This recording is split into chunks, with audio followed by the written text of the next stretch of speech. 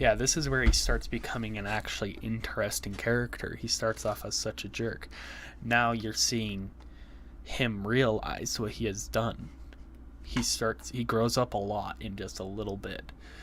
He realizes it is his fault. So he wants to change. He realizes that he's pathetic and that he isn't all that like he thinks he is. So he needs help and he needs to change, and he recognizes that, so he wants to. And just as a symbolism to that, he cuts his hair, to saying he's a different person now. Like he's gonna try to make it up, even though he knows he can't. He's just gonna do everything he can, and I love that. Because at the beginning of the game, he's just a jerk. You don't really like him, so it's like it also kind of makes the first part of the game like, ugh, come on, dude. But like after that, it's like you realize he's actually trying, and it just keeps getting better and better. Like sometimes it's annoying. He puts himself down so much. All the characters start to trust him again, and then he says all this stuff, and like he puts himself down, and like, oh, I'm pathetic and all that stuff, and I'm just a replica. And guys like, you're not just a replica, you're Luke, and you're my friend and that stuff. And everybody starts to like him. And they're like, wow, you have started to change. And everybody's still hesitant, but over the course of time, you realize how he actually is getting better. Then there's like all the twists. So probably a little after mid game, I would say. So you go to defeat Van for the first time. It's really hard. Tyr, it's their brother. She has to think about it. It's like, oh no, you have this big monologue with each character, and you're like, can we do this? And we're like, yeah, we need to. We're gonna stop this. Go to the battle. You do it. You succeed. You're all friends. You trust each other, and you have to do what you have to do. You go to Van. You think you defeat him. Well, you do defeat him. He falls off. The sword's stuck in the ground. You leave. You all go your separate ways. Month later, Luke's all bored, so he has to go do things. And then he slowly meets up with everybody, goes to see Tyr first, and then you get everybody else. And you're like, oh, we need this whole thing is like, oh, stopping a war, because someone wants to start a war to fulfill the score. The score is like, people are too reliant on it. And yeah, and the bad guys and the good guys recognize people rely on it too much, but they're so different in ideologies. But I'm not going to go too much into the mid-game stuff, because it's been a little bit, so it's not fresh on my mind. But also, it hasn't been that long. It's been like 14 days, but I just did the ending, so that's what I really want to talk about. But yeah, then you get like the big twists, like Sync is like a replica, and Ion's a replica, because they're all replicas of the originals. And the Ion you've been with has the same powers as the original Ion, but not the strength. And then Sync sees himself as a complete failure, so he just wants to. He basically commits suicide, but not really. So, but then you have that other.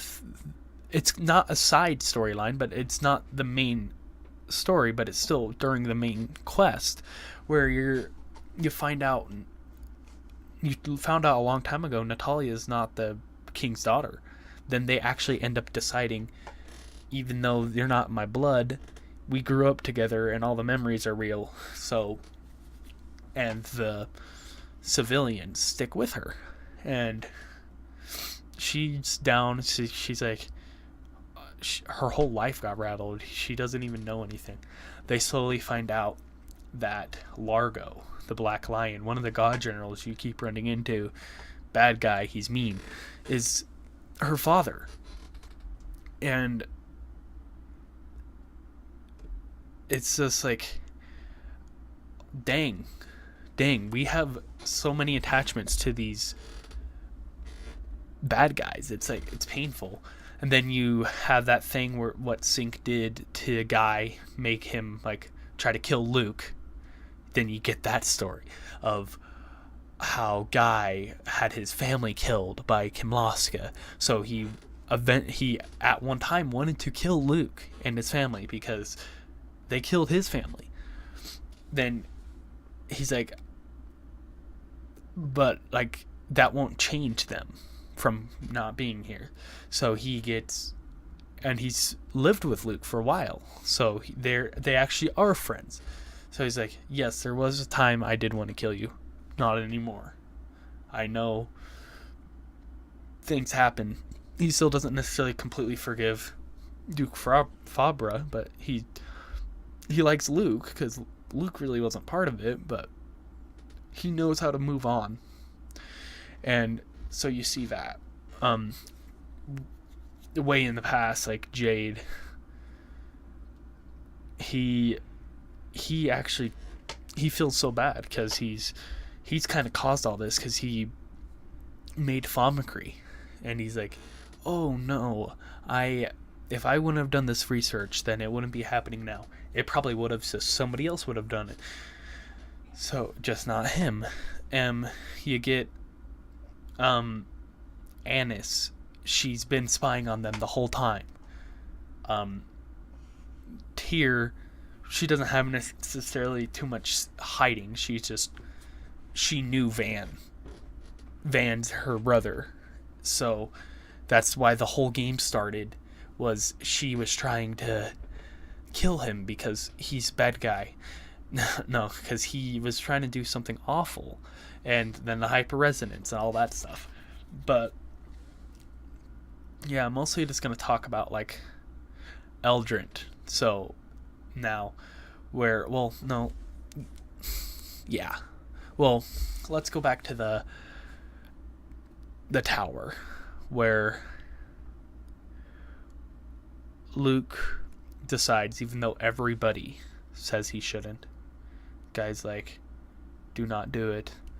Tyr's like, I will never forgive you if you do, if you die from this. And he decides to, since he's the replica, he keeps saying that, and everybody's like, you're a different person though, just because you're a replica doesn't mean you're any less of a person. He's gonna sacrifice his life to get rid of the miasma. So he goes there, he tries, he's not powerful enough, and Ash helps him, and they both don't die, and it's so happy. He hides it from the doctor. The doctor tells him that he's rapidly deteriorating and that he'll die soon. He tries to hide it. Everybody ends up finding out anyway. Tyr's, I think, the first one, and like, she doesn't show it very much, but you can tell she's devastated. So, because all the characters you're all growing to like. This is towards the end of the game now. You go to Eldrant.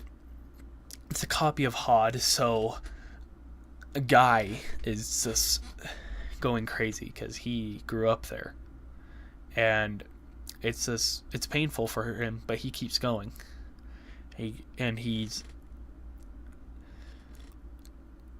just keeps trucking on, and you could tell it's painful for him, but it's like, it's not real. It's like, it's not the original Hod. So, but it's like happy and sad memories.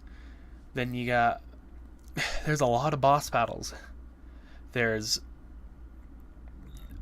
You have to fight, I think, each of the god generals. And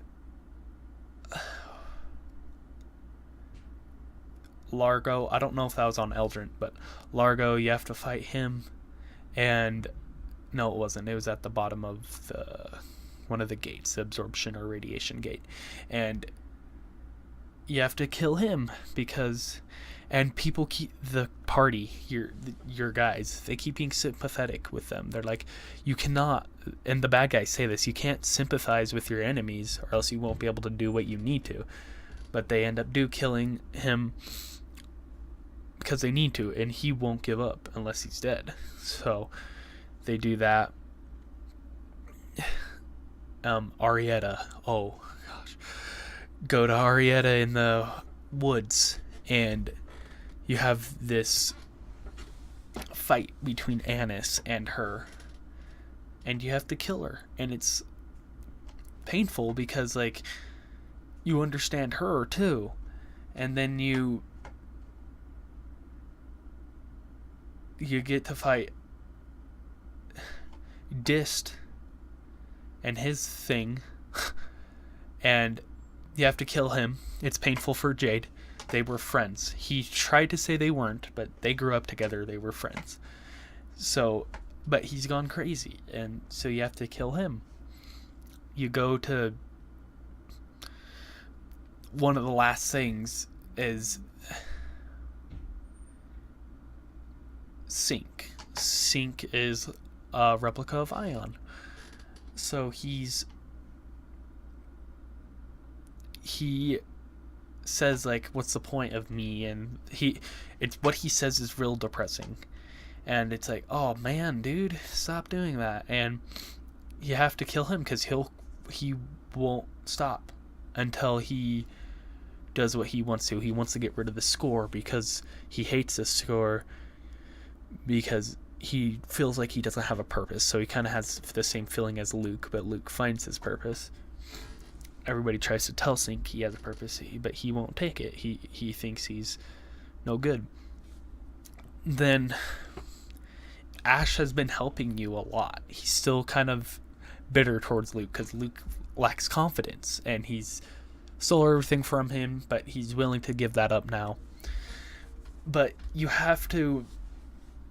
end up fighting because you have to leave the room, or else neither of you get to live, and one of you needs to go kill Van. The only way is for one person to stay there and to open the door with their hyper resonance. Luke doesn't want to fight, but he's like, we have to, because Luke was like, I'll stay, and Ash is like, no, we need to decide it once and for all, the replica or the original. You have this great fight, awesome music, and then he lets you out because you won. Like, you have to win the match.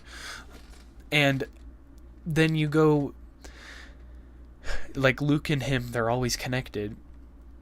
So you go, you're like, oh, Ash is back there fighting a bunch of knights, Orca replicas, and you're like, oh, Luke likes him. Even though he's always mean to him, Luke likes Ash. Everybody likes Ash. Because he's a good person. He's just kind of a jerk about it. Then, while you're through Eldrant, you see an amazing cutscene where he gets overwhelmed. He kills them all. But Ash dies. Luke can feel it. Natalia is devastated, and it hurts because he's been helping you for a long time. He's Luke's original. He's Natalia's friend. Everybody in the party knows him. He fought for a good cause. He helped you all the time. Then you get to the end.